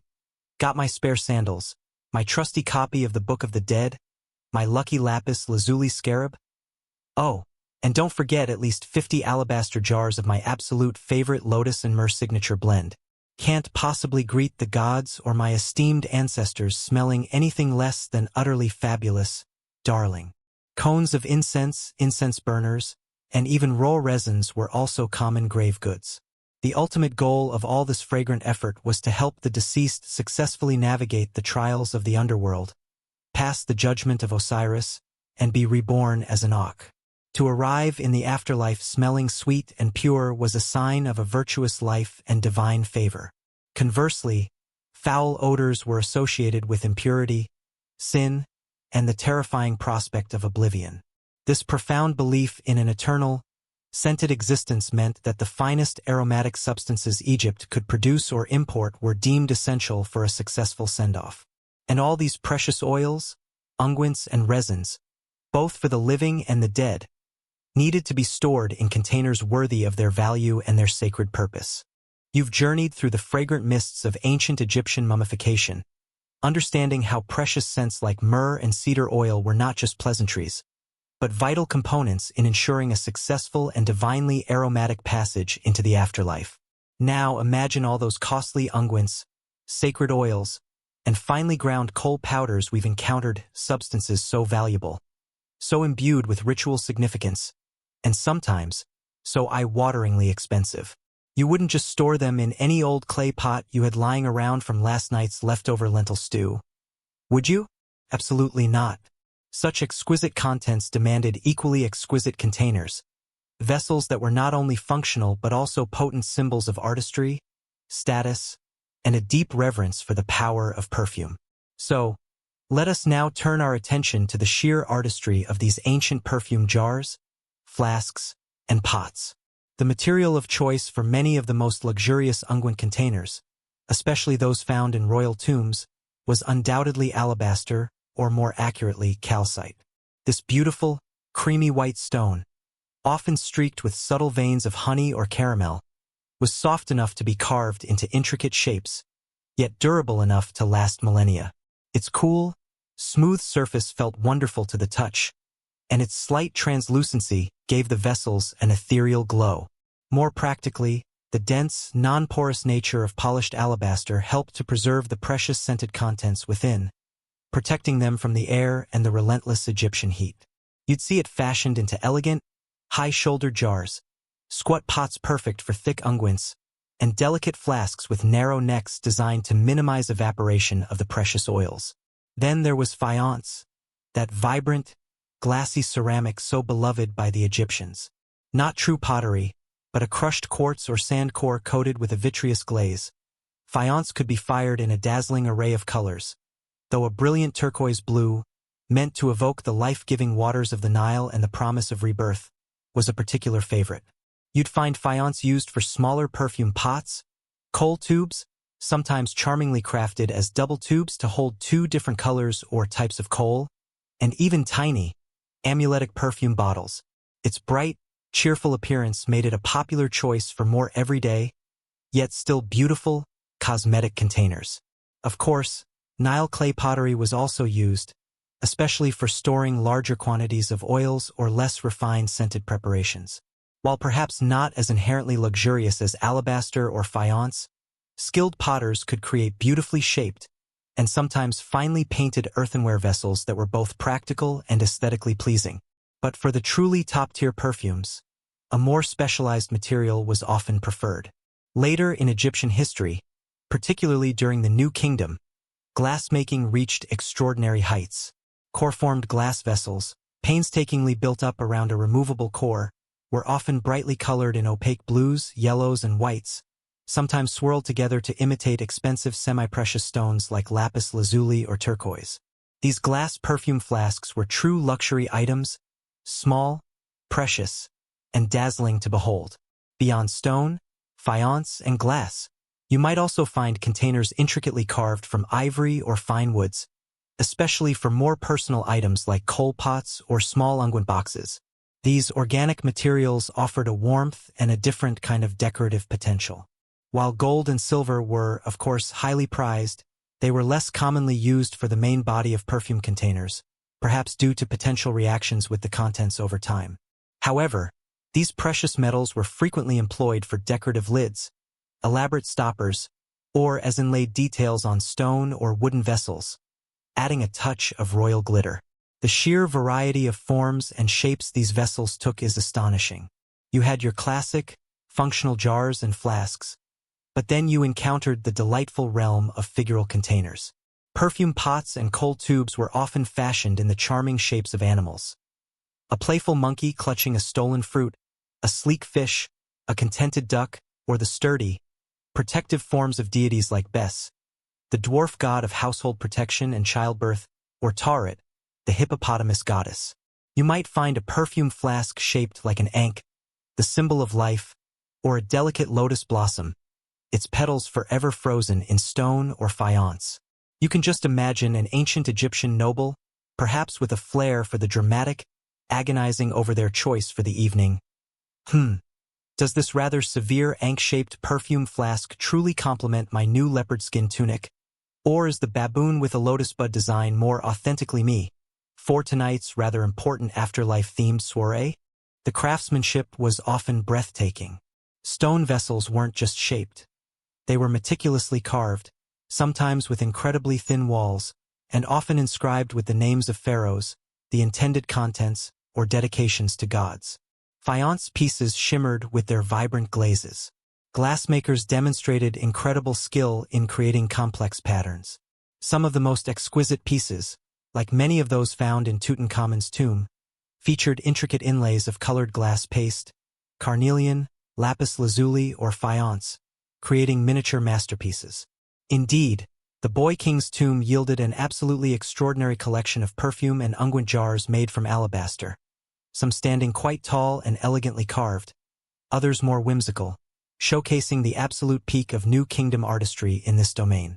Sometimes the container was so stunningly beautiful you'd almost be tempted to just put it on display and, simply imagine the fabulous perfume that was once inside. Almost. Then you'd remember it's the essence of 1,000 blue lotuses mixed with the tears of gods, and you'd promptly find a way to slather it on. Functionality was, of course, key. Most vessels came with carefully fitted stoppers or lids, made of matching stone, faience, wood, or sometimes just a wad of linen sealed with beeswax to protect the contents and prevent the precious aroma from escaping. Tiny, delicate spoons or spatulas, often carved from ivory, wood, or bronze, were used to extract the thick unguents or coal powder. And as mentioned, the inherent coolness of stone like alabaster naturally helped to preserve the perfumes in Egypt's often sweltering climate. It's a rather quirky and delightful thought that some of these perfume containers, especially those adorned with figures like the ever-grinning, tongue-waggling Bes, were likely believed to offer more than just aesthetic appeal. They were thought to magically protect the precious contents from spoilage, or even from being used or contaminated by malevolent forces or ill-intentioned magic, adding an extra, invisible layer of divine security to the valuable scent within. So, your fancy perfume wasn't just smelling divine, it was also being fiercely guarded by a tiny, lion-maned, bandy-legged dwarf god. Take that, fragrance thieves and wandering evil spirits. This particular scent is officially Bes-approved and supernaturally secured. Historians still argue whether the intricate figural shapes of some perfume containers were purely decorative whimsy and broadly symbolic of life, rebirth, or protection, or if certain specific forms were believed to subtly enhance the magical properties or the intended efficacy of the particular type of perfume they were designed to hold. Did a fish-shaped flask somehow make a perfume more life-giving? Did a lotus-shaped pot enhance a floral unguent's connection to creation? It's a fragrant mystery. These beautiful vessels, crafted with such skill and care by ancient artisans, are more than just empty containers today. They are tangible links to the past, silent witnesses to the Egyptian love of beauty and their profound belief in the power of scent. And sometimes, sealed within their cool, dark interiors for millennia, they hold the faintest, almost ghostly, residues of the very perfumes they once contained, tantalizing clues for modern science to explore. Those exquisite alabaster jars, faience pots, and delicate glass flasks we admired, crafted with such artistry to hold Egypt's precious scents. They've done their job remarkably well. For thousands of years, they've stood as silent sentinels in tombs or lain buried beneath desert sands. And sometimes, just sometimes, when archaeologists carefully unseal them or examine their interiors, they find more than just dust. They find the faintest, almost ghostly residues, the last lingering whispers of the perfumes and unguents that filled them in antiquity. These tantalizing traces have ignited a fascinating modern quest, to decipher and recreate the lost aromas of ancient Egypt. Why this deep desire to smell the past? Well, for one, it's an incredibly evocative way to connect with a civilization that can often feel remote and monumental. To experience a scent that Cleopatra might have worn, or that wafted through the temples of Karnak, is to bridge millennia in a uniquely sensory way. It's also about understanding ancient technology. How did they achieve these complex blends without modern chemistry? It's about rediscovering lost botanical knowledge and appreciating the sheer artistry of those ancient perfumers. And let's be honest, there's a certain undeniable romance to the idea of resurrecting a fragrance that has been silent for 3,000 years. Imagine the first scientist to get a really good, identifiable whiff from an ancient sample. Notes of, well, predominantly very old jar, with a surprising hint of Pharaoh's favorite sandals after a long procession, and hang on, is that genuine pistacia resin? Eureka! Or, perhaps Urkol would be more fitting. But this olfactory archaeology is fraught with challenges. Firstly, organic materials, including the volatile compounds that make up perfumes, degrade significantly over thousands of years. What scientists find in an ancient jar is often a mere shadow of the original fragrance, its chemical structure altered by time, temperature, and interaction with the container itself.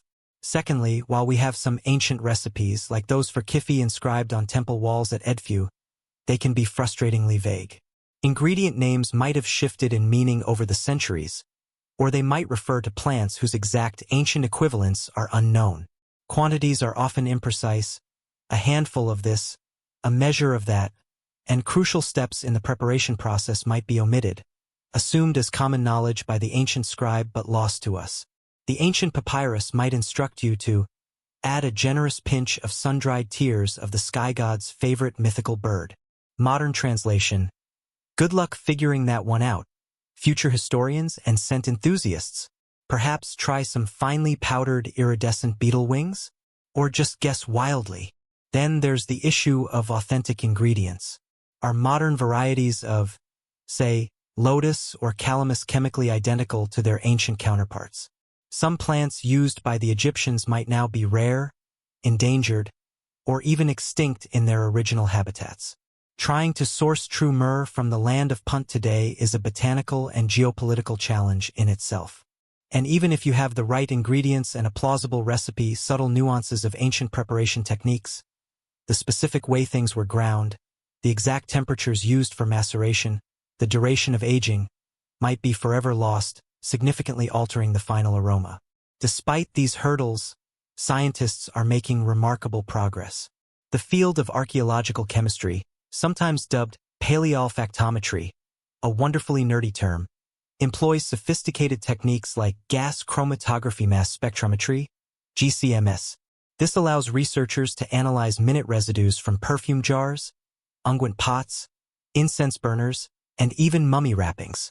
By identifying specific chemical biomarkers, they can pinpoint the presence of certain resins like frankincense, myrrh, or pistacia resin, a common ingredient in Mediterranean antiquity, various vegetable oils such as morina, castor or olive oil, and animal fats like tallow, which often formed the base of these concoctions. This scientific detective work provides a crucial foundation for any recreation attempt. These chemical analyses are often combined with meticulous botanical studies, identifying ancient plant remains or pollen found at archaeological sites to build a clearer picture of the flora available to Egyptian perfumers.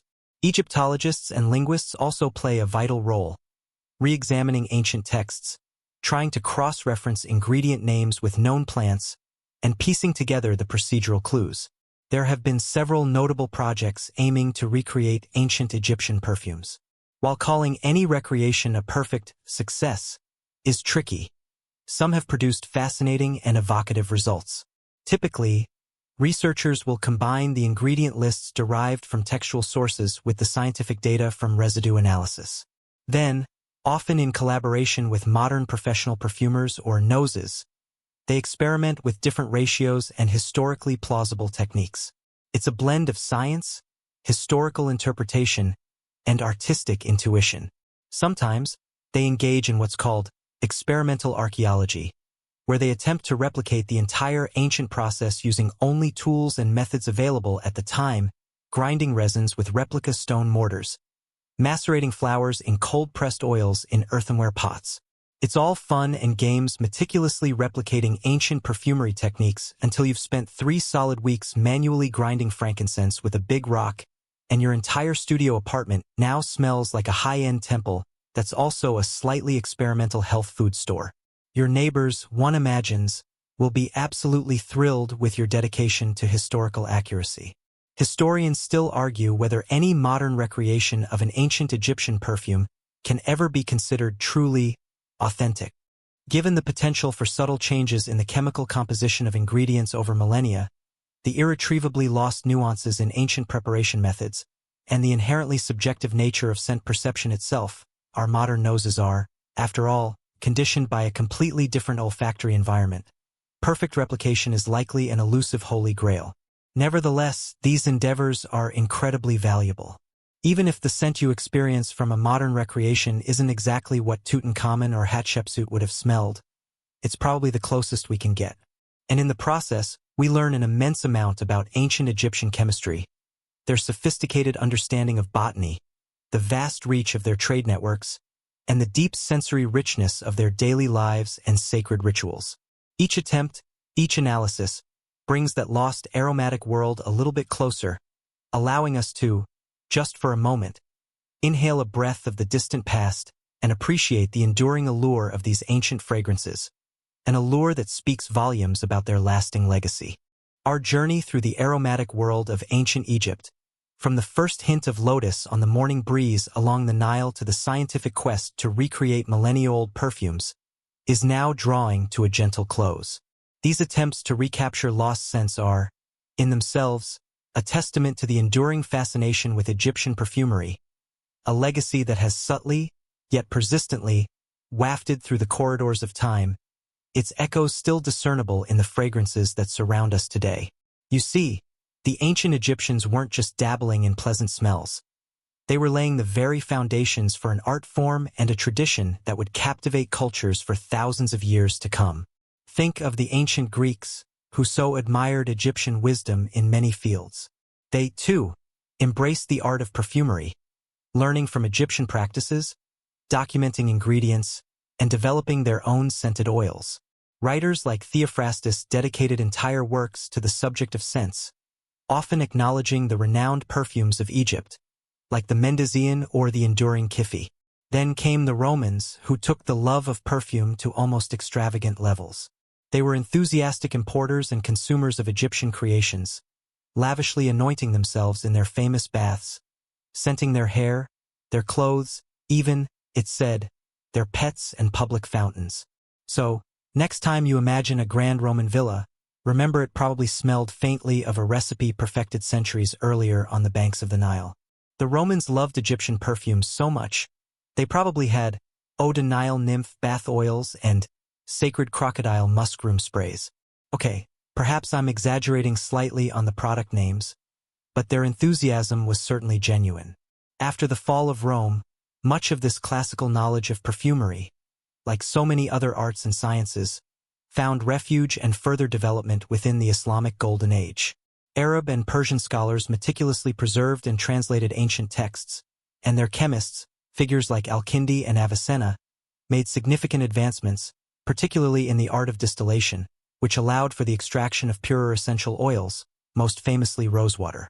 When medieval Europe slowly reawakened its appetite for luxury during and after the Crusades, these sophisticated Middle Eastern perfumes, carrying the distant echoes of Egyptian traditions, began to trickle back, sparking a new wave of interest. Early European perfumers often looked to these rich, spicy, and resinous scents for inspiration.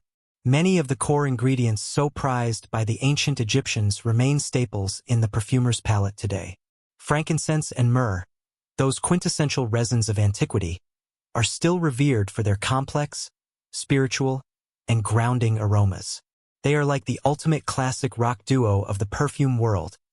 They've been headlining the fragrance charts for millennia, and they still know how to draw a crowd, never truly going out of style. Floral notes like rose and jasmine, or their ancient equivalents like lotus and lily, continue to enchant us. Spices such as cinnamon still add warmth and allure. The fundamental building blocks of a beautiful scent, recognized and utilized by Egyptian perfumers, have proven their timeless appeal. Even some of the techniques, while now largely superseded by modern industrial methods, have ancient roots. Maceration and enfleurage, those patient ways of coaxing scent from delicate petals into oils and fats, were the gold standard for centuries, a direct inheritance from workshops like those you imagined in ancient Thebes or Memphis. The very concept of a well-structured perfume, with its carefully balanced blend of different aromatic elements, what modern perfumers might describe in terms of top, heart, and base notes, finds an early, intuitive parallel in the complex, multi-layered recipes for Kifi or the sophisticated unguents created for royalty. Historians still argue whether the full, profound philosophical understanding of scent as experienced and lived by the ancient Egyptians, its deep, almost magical integration with their cosmology, their rituals, their understanding of life and death, was ever truly and completely transmitted to subsequent cultures, or if it was primarily the practical techniques and the most popular, appealing ingredients that were adopted and adapted. Did the Romans feel the same divine shiver when anointing themselves as an Egyptian priest did when anointing a statue of Ra? Perhaps not in the exact same way. Yet, the underlying human connection to scent, its power to evoke memory, to alter mood, to signify purity, status, or allure, and to connect us to something beyond the mundane, that is a thread that runs unbroken. The medieval European belief in pomanders, those perforated balls filled with aromatic substances like ambergris or cloves, carried to ward off plague and foul miasmas, is a fascinating, quirky echo of the ancient Egyptian use of personal scent for protection and promoting well-being. So, the next time you find yourself in a department store, spritzing a tester strip with a complex designer fragrance, or you light a stick of incense to create a calming atmosphere, take a moment to acknowledge the distant, fragrant past. Those ancient Egyptians, with their perfumed cones and their meticulous Kifi recipes, were essentially the original fragrance influencers. Instead of glossy unboxing videos, they probably had very solemn and elaborate, unjarring ceremonies when a particularly fine batch of royal unguent was ready. The technology has evolved, the specific blends have changed, but that fundamental human desire to surround ourselves with beauty, to engage our senses, and to find meaning and comfort in fragrance, owes an undeniable debt to those early masters of aroma who lived and dreamed along the fertile banks of the Nile. Their dedication to the art of scent was more than just a fleeting fashion. It was a deep, abiding part of their civilization, a fragrant fingerprint left on the pages of history. And now, as our long journey through the scented halls of ancient Egypt gently concludes, as the last wisps of imaginary Kifi smoke begin to fade into the quiet stillness of your own space, allow yourself to drift. The perfumed gardens of the Nile, the cool stone of the temples, the golden shimmer of sacred oils, let these images soften and dissolve, like lotus petals closing at dusk. The stories of gods and pharaohs, of perfumers and priests, now become gentle murmurs, distant echoes carried on a warm, starlit breeze. There's nothing more to learn tonight, nothing more to explore, only the easy, peaceful descent into rest.